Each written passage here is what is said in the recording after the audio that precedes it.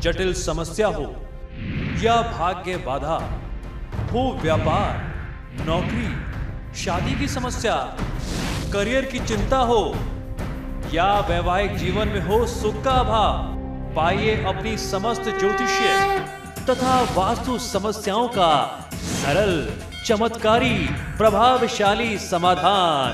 एक जाना माना और विश्वसनीय नाम, आचार्य पंडित श्री वैभवनाथ शर्मा जी, काशी के 400 वर्ष पुराने प्रतिष्ठित और अंतरराष्ट्रीय ख्याति प्राप्त राज ज्योतिषी परिवार की 8वीं पीढ़ी के ज्योतिषी और वास्तु शास्त्री आचार्य पंडित श्री वैभवनाथ शर्मा जी के द्वारा व्यक्तिगत या फिर फोन पर अपॉइंटमेंट लेने के लिए कॉल करें 9818300146, 9990724131 या फिर ईमेल करें sharma.vaibhav@gmail.com पर।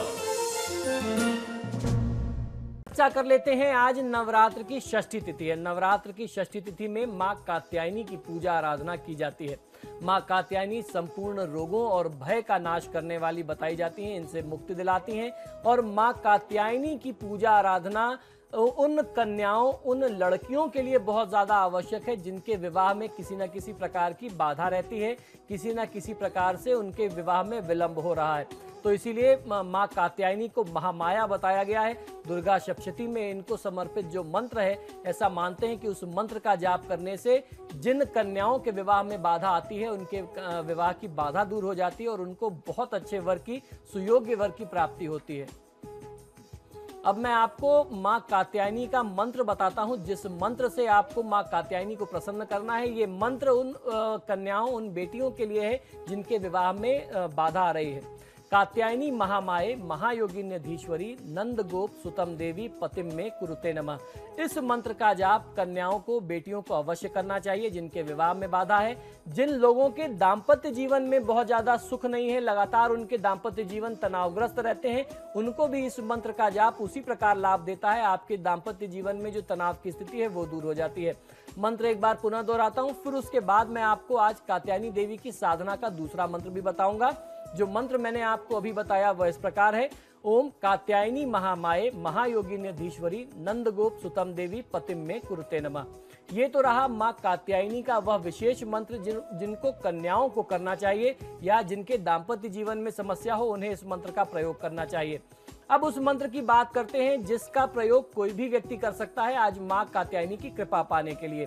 यह मंत्र है, या देवी सर्वभूतेषु कात्यायनी रूपेण संस्थिताम नमस्तस्यै नमस्तस्यै नमस्तस्यै नमो नमः। मंत्र एक बार पुनः सुन लें।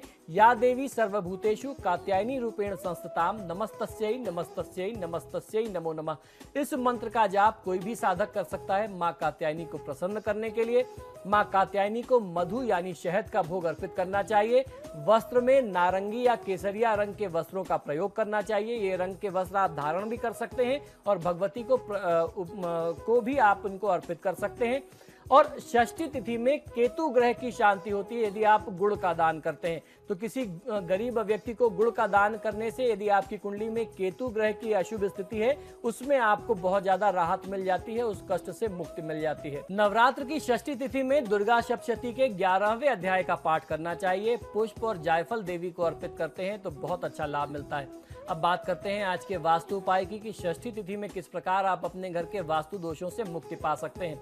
नवरात्र की षष्ठी तिथि में अपने घर के उत्तर पश्चिम, जिसे वायव्य दिशा कहते हैं, यानी north west corner of the house, उत्तर पश्चिम दिशा को आपको सुगंधित करना चाहिए। वहां पे आप 2 अगरबत्तियां लगा सकते हैं, इत्र का छिड़काव कर सकते हैं। इससे शुभ ऊर्जा का संचार होगा और वास्तु दोष मिटेगा। जब नॉर्थ वेस्ट का वास्तु दोष मिटता है तो व्यक्ति को, क्योंकि वह दिशा वायु की, वरुण की दिशा है, व्यक्ति की जो मानसिक अशांति है, आप मेंटली बहुत ज्यादा परेशान रहते हैं तो मेंटल डिसऑर्डर से आपको शांति मिलती है। और जब मेंटल डिसऑर्डर से शांति मिलती है तो ऑब्वियस सी बात है, बहुत सीधी सी बात है कि आपको मानसिक शांति मिलती है, दिमाग आपका शांत होता है।